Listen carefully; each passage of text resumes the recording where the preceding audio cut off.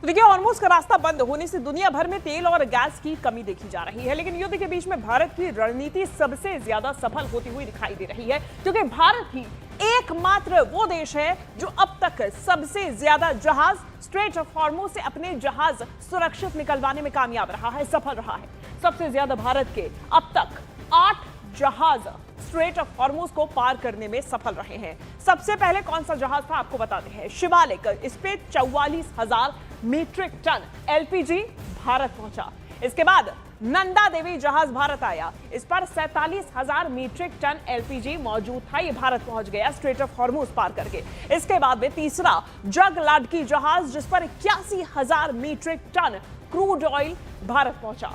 चौथा जहाज था पाइन गैस, अब इसमें 45,000 मीट्रिक टन एलपीजी भारत आया। इसके अलावा पांचवा जहाज जो था वो है जग वसंत, इस पर 46,000 मीट्रिक टन एलपीजी भारत पहुंच गया स्ट्रेट ऑफ हॉर्मुज को पार करके ही। और छठा था BWD टायल, जिस पर 47,000 मीट्रिक टन एलपीजी भारत आया।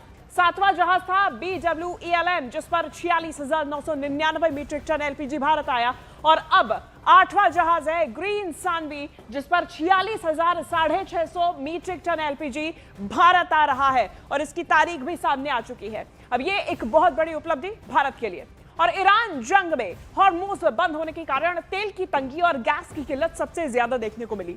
अब ऐसे में यही वजह है कि कई देशों में पेट्रोल की जो कीमत है उसमें भारी बढ़ोतरी हुई है। हालांकि भारत पर इसका कोई भी असर नहीं दिखाई दे रहा। यह हम ऐसा इसलिए कह रहे हैं क्योंकि अगर भारत की बात की जाए तो भारत में किसी भी प्रकार से पेट्रोल की कीमत में कोई बढ़ोतरी नहीं हुई, लेकिन अमेरिका में देखिए 30.1% ये पेट्रोल के दामों में बढ़ोतरी देखी गई। सिंगापुर में 21% बढ़ोतरी, स्पेन में 19%, ब्रिटेन में 19%, वियतनाम में 50% तक बढ़ोतरी देखी गई। आगे और भी देश है, ये फेहरिस्त काफी लंबी है। कंबोडिया में 68%, श्रीलंका में 25%, पाकिस्तान में 50%, म्यांमार में तो 100% तक ये दाम बढ़ चुके हैं। वैसे में फिलीपींस की बात करें 71.6% दाम। ये आप देखते रहिएगा, भारत में 0% दाम बढ़ाए गए हैं, कोई भी बदलाव नहीं हुआ है। Malaysia, Australia, UAE, Zimbabwe, Laos 52.4%, Australia में 46.5%, यूएई में 40.8% दाम बढ़ाए गए। और इसके अलावा जिम्बाब्वे 39.1%, लाओस में 117.5% दाम बढ़ाए गए, पेरू में 45.8% दाम पेट्रोल के बढ़ चुके हैं। आप अंदाजा लगाइए किस कदर सिर्फ पेट्रोल के दाम ही नहीं बढ़े होंगे, ये जो पेट्रोल के दाम हैं इनके बढ़ने से महंगाई की मार भी इन देशों पर सीधा पड़ रही होगी।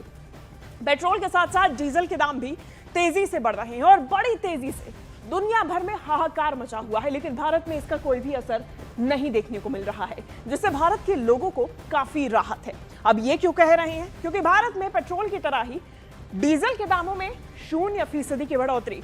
लेकिन अब फेहरिस्त फिर से देखिए, ब्रिटेन में 35% की बढ़ोतरी, अमेरिका में 41.8% की डीजल के दामों में बढ़ोतरी, पाकिस्तान में 54% की बढ़ोतरी, नेपाल में 7%, श्रीलंका में 25% की बढ़ोतरी डीजल के दामों में हुई है। म्यांमार में 119.9%, सबसे ज्यादा अब तक का। लाओस में 117.5%, डीजल में भी दामों में बढ़ोतरी।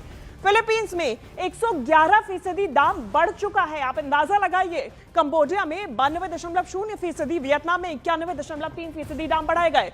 सऊदी अरब में, खुद सऊदी अरब में 46.1%। सऊदी अरब इसीलिए यहां पे है क्योंकि सऊदी अरब में भी जो ऑयल सप्लाई होता है वो भी कई ऐसी जगहें हैं जो कि डैमेज हो चुकी हैं।